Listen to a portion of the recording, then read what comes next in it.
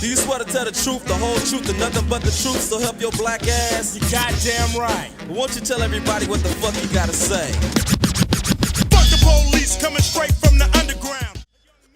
I don't know about you guys, but this has been my go-to song for the past week. I was listening to it on YouTube, scrolling through the comments. I was fascinated by the amount of people who were saying how crazy it was that the themes of systematic racism and police brutality in the song were just as relevant today. This got me onto something. This song is a cultural snapshot of sorts. Looking up cultural snapshot on Google, I found a cavalcade of long and subscription-based scientific articles that I am no way going to read. So for the purpose of this video, I'm going to define a cultural snapshot as a piece of work that provides context and insight to the period that said material was published in. And in this video, I'm going to describe the role rap music plays in providing historical context, while making history class suck less. Let's start by talking about music. It's awesome, and I'm going to assume everyone in the world enjoys listening to it. Music, even in its earliest forms, provides some idea of life during its conception. From ancient Greek music being tied to religious ceremony, to classical musicians being commissioned by royalty in the aristocratic society to be their source of entertainment.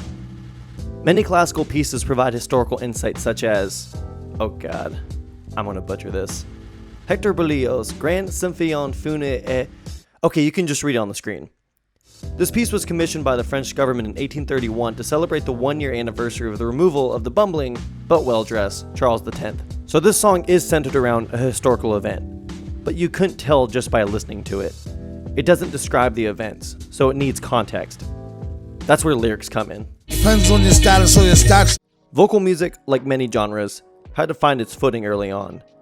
Most vocals were hums and non-lexical chants, mostly focusing on meter rather than melody. They soon mutated to include wordy passages, but these were derived from the church to tell religious stories. As the opera developed, stories and theatrics were more the way to go. While some composers would slip in little nods to current events, they mostly lacked the overt political recourse we will come to see. Okay, this shit's getting boring. Let's jump a few centuries to when lyrical music started to describe current events. While protest music in the 1960s was fiery, and boy, does it just light a torch under me, the songs focused more on melody than meter, which limited cognizance to the context it provides. Unless you're Bob Dylan, but there can only be one Bob Dylan. If only there was a form of music that could be a continuation of the expressive and wordy chants, while also combining the platform to describe the events surrounding it.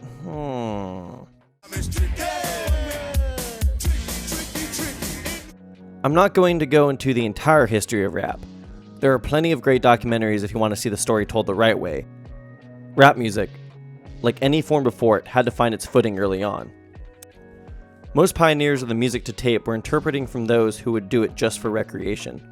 These raps were mostly disconnected and thematically shallow. This all changed with Grandmaster Flash.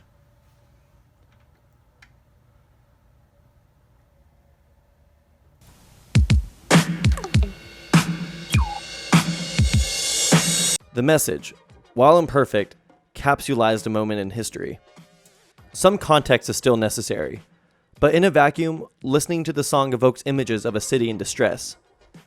And lo and behold, the slums of New York City in the 1980s, the subject of the song, was not a great place to be. As time marched on, we saw rappers shaping their lyrics to more succinctly portray the events that surround them. It's starting to read more like literature. My case against rap is, I have the musical case against rap, and then I will get to the cultural case against rap. So the musical case against rap is that in my... Shut up. Rap is still music, but it does read like a book. As I said, I'm assuming music is enjoyed by everyone. Literature, however, is starting to lose interest with every passing generation. Rap has the ability to give context to moments that our spawn will someday learn about. No, it's not going to replace textbooks, so don't get too excited, future children. Remember reading The Jungle by Upton Sinclair? I don't, because, Spark Notes. Now, even though I didn't read it, friendly strangers on the internet told me that this is a book that characterizes the lack of regulation in industry in the early 20th century, and it's like socialist propaganda or something. While this book provides a deep look into life in a time I am far removed from, and it led the way for historical reform, it's like mad boring. I need something equally as intelligent, but maybe crammed into a 4-minute piece that has a killer hook.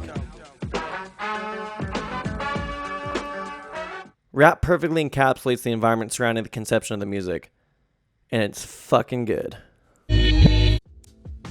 By many, rap is considered the newest form of expression. It has the ability to provide an almost literature-like prose to describe current events surrounding the speaker. While it's true it's not going to be a replacement to those boring books, maybe in 100 years, when you're struggling to remember politics of the 1980s, you can spin Ronald Reagan by Killer Mike. Who knows? Maybe with parental consent, listening to Kendrick Lamar's To Pimp a Butterfly might be a take-home assignment. And trust me, there's going to be a lot of music about the events transpiring now that will speak to our kids better than any news article or political think piece would. Rap provides cultural context like no other music before it, and it will be the first type of music to pave the way for educating our future generations of what's happening right now. Hopefully.